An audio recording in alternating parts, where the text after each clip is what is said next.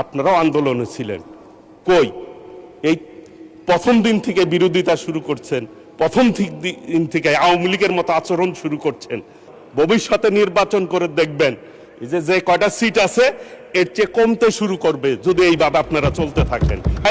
4.5 কোটি মানুষ family card পাবে, 2,87,00,000 মানুষ কৃষক কার্ড পাবে। তাহলে টাকাটা তৃণমূল পর্যায়ে মানুষের হাতে পৌঁছায় দিচ্ছে বিএনপি, দেশনায়ক তারেক রহমানের নেতৃত্বে সরকার।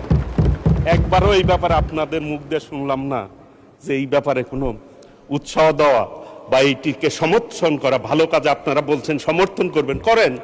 আমরা খারাপ বললে অবশ্যই আপনারা আমাদের খারাপ দিকটা তুলে ধরবেন, এটাই স্বাভাবিক, এটা আমরা প্রত্যাশা করি, মানুষ তাই প্রত্যাশা করে। প্রথম দিন থেকেই একটা বিধ্বস্ত অর্থনীতির উপরে দাঁড়িয়ে এই সরকার নির্বাচিত হয়েছে। একবার চিন্তা করেন, আপনারাও আন্দোলনে ছিলেন।